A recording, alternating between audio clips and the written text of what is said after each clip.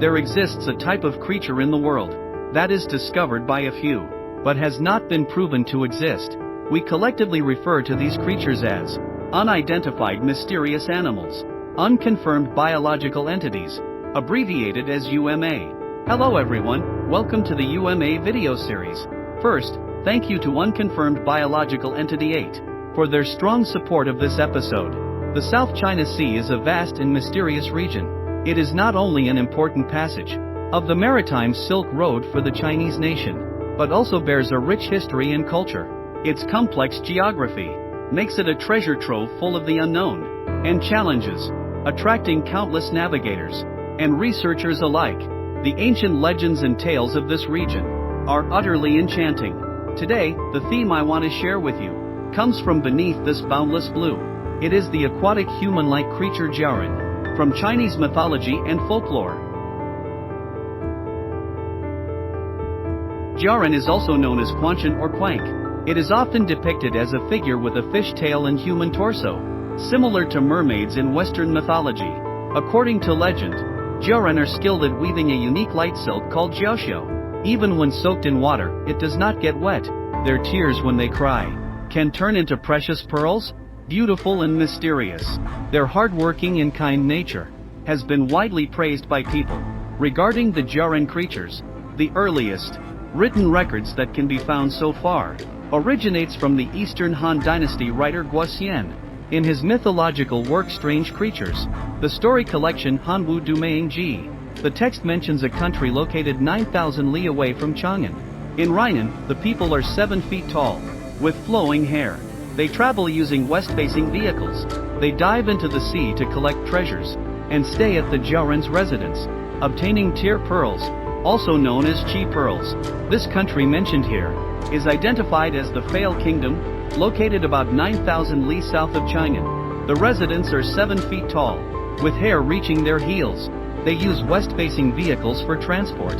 They are able to dive into the sea to search for treasures, and stay at Jiaran's residences, obtaining tear pearls shed by Jiaran. These are also called chi pearls, although the original text uses the character blue referring to a dragon's horn. Considering the phonetic interchange in ancient Chinese and the characteristics of chi pearls, it is believed that this refers to the Jiaran we know.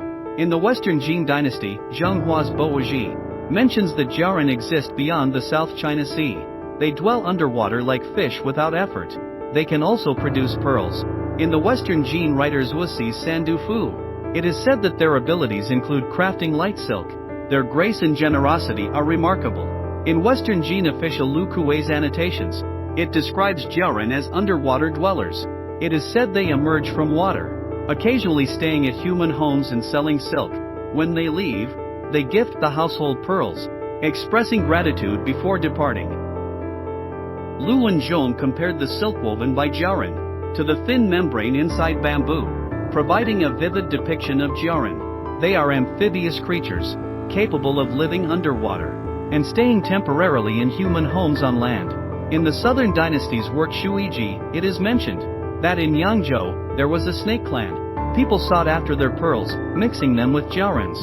These were called Quanxian, or Quank. In the South China Sea, jiaoxiao silk was produced by them. Another name is Longsha silk, weighing over 100 jin. It floats on water and never gets wet. In the South China Sea, there is a palace of dragons. Jiaran are said to produce silk as pure as frost.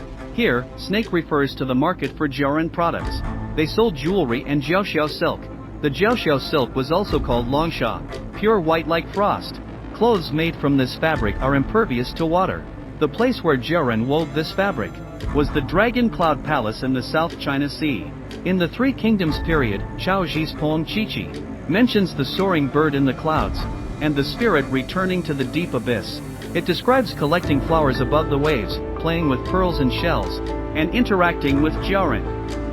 In the Eastern Jin writer Guopu's Jiangfu, it mentions underwater dwellers who gaze deeply into the abyss. By the Tang and Song dynasties, descriptions of Jiaran frequently appeared in poetry. For example, in Tang poet Li Qi's Jiaran song, Jiaran are described dwelling underwater. Their movements graceful yet hesitant. Their elegance is indescribable. Every night, waves shine in the moonlight, The poem portrays Jiaran as diligent and noble, with a strong sense of emotion and devotion. Li Qi, the poet, was inspired by the mysterious tales of Jiaran in the mist. Similarly, Song Dynasty writer Chen Di's work mentions an incantation against unruly kin. The Grass and Trees mentions mountain spirits. Various legends speak of Jiaran's essence. In the northern song, Li Ji described Jiaran's trade routes. Their pearls and fabrics were legendary treasures. In the southern song, Zhou Cufei's Lingwai Daida records that in the western seas, many dragons rest while exhaling salty liquid, which solidifies over time. Jiaran retrieved these treasures underwater, considered the most valuable spices. It is said Jiaran reside in the South China Sea, but this story seems to extend their range to the Arabian Sea. These mysterious and fantastical legends have inspired countless people to dream of Jiaran and the distant seas. Today, with humanity's growing imagination and technological advancements, we can experience the allure of underwater exploration through modern devices. Recently, the Underwater Adventure game launched a major ocean-themed update. The new Chao Guang is a water-based martial arts class. They are guardians of the ocean, skilled in ranged combat, using beautiful sea pearls as weapons. Recently, the ocean expansion of Underwater Realm officially launched.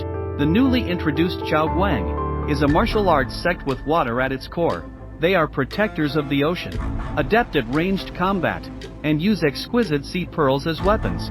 With their power, they can part waves and cut seas. Now, you can follow Chao Guang's journey, explore maritime wonders, marvel at breathtaking underwater scenery. In ancient records, descriptions and metaphors about Jiaran were abundant.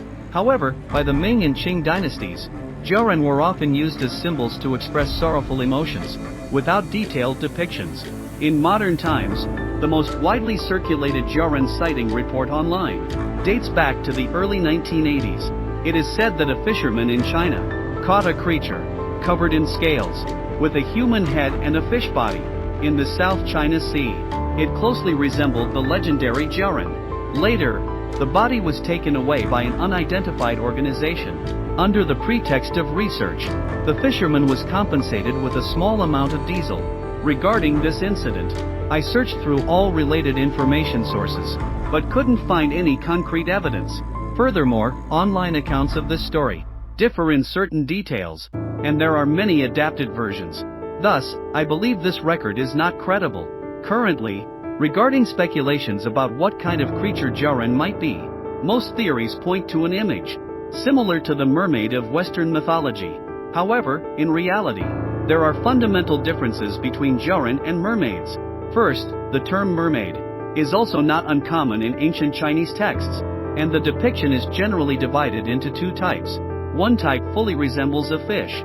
For example, in the Classic of Mountains and Seas, Northern Mountains Classic from the Warring States period, it describes the Jueju River. The water flows eastward, and within it, there are many mermaids. They are shaped like fish with 4 legs, and have a voice like a baby crying. Eating them is inexhaustible. Here, the term mermaid refers to the giant salamander. In other words, mermaids were a type of 4-legged fish resembling giant salamanders. Similarly, in the Classic of Mountains and Seas, Western Mountains Classic, it mentions the Bamboo Mountain. The water flows southeastward, and within it, there are many mermaids. Eastern Gene scholar Guopu notes that mermaids are likely mudfish, which resemble frogs with feet. They cry like infants, and are considered native creatures of the region. This interpretation equates mermaids to mudfish, or giant salamanders.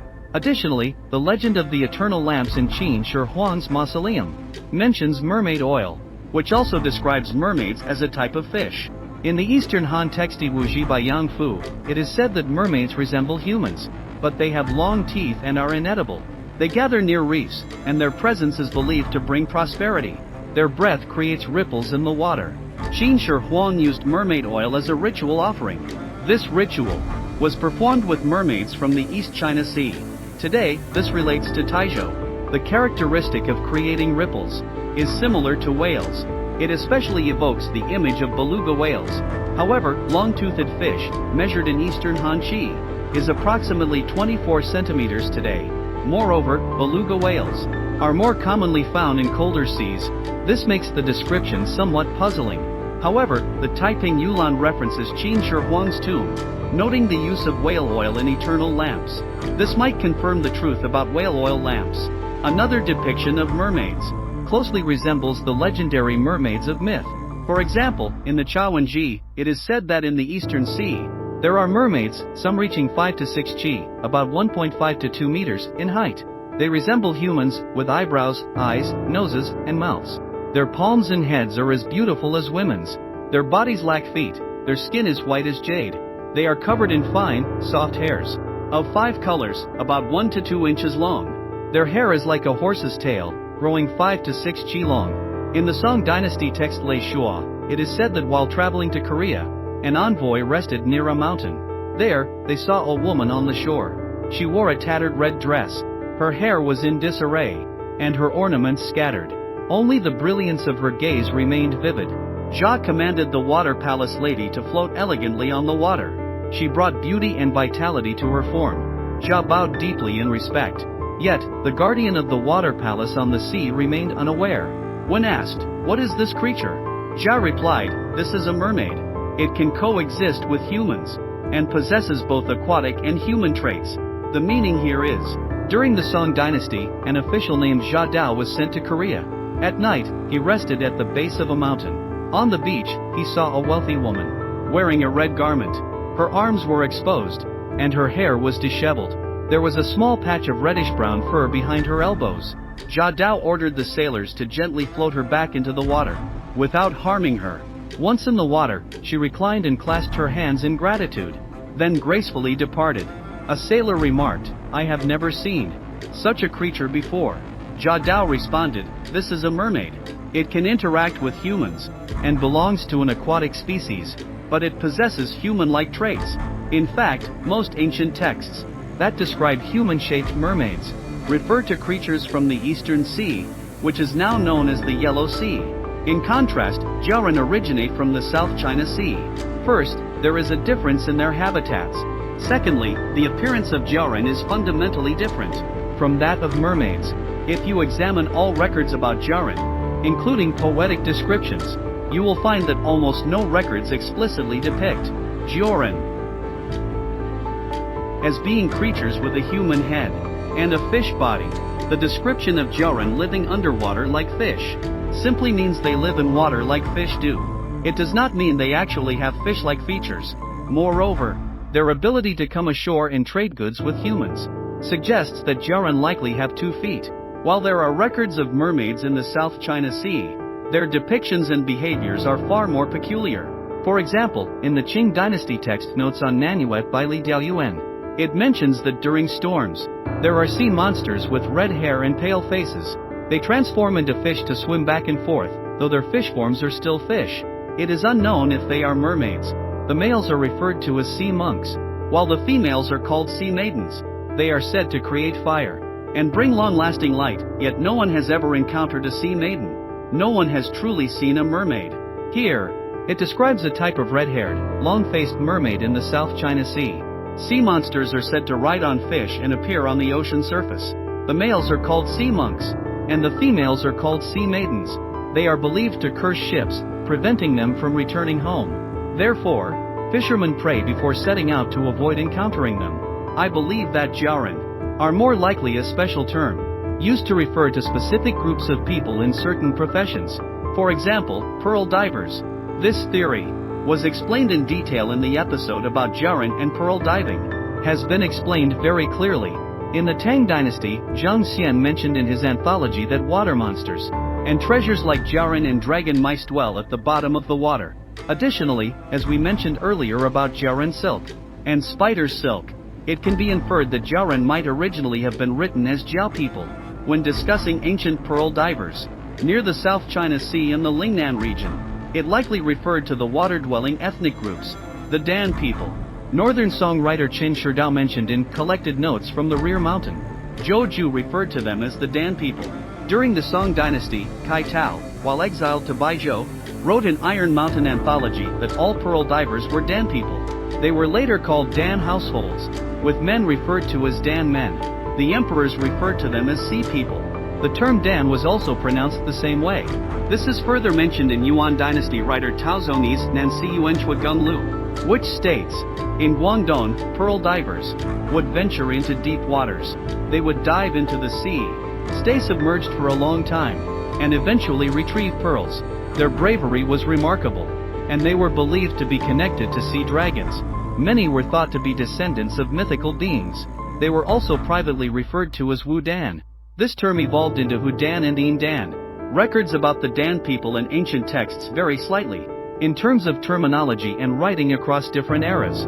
For example, names like Dan tribe or Dan households, Ting family or Dan family, Water Dan or Barbarian Dan, and River Dan families were all used.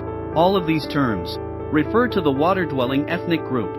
As early as the spring and autumn period, historians Wuqiuming mentioned in the Guoyu a group of people called water people who lived on water. However, the Dan people only started to be formally recorded during the Western Jin period.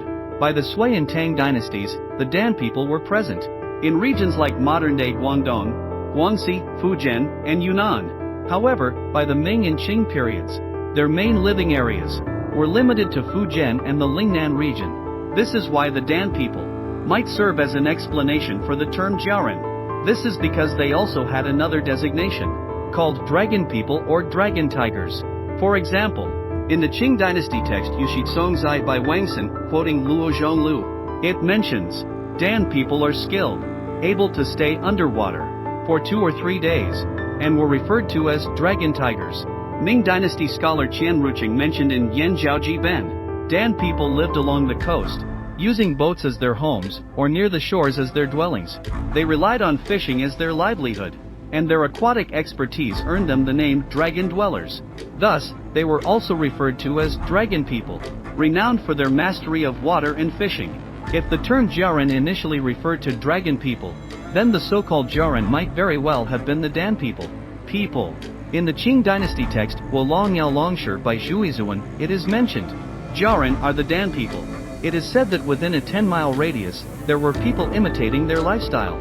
Thus, even if Jiaoren are not explicitly Dan people, it is likely they were people whose work was related to the Dan people. I think the current popular image of Jiaoren on the internet is most likely the result of trade or other factors.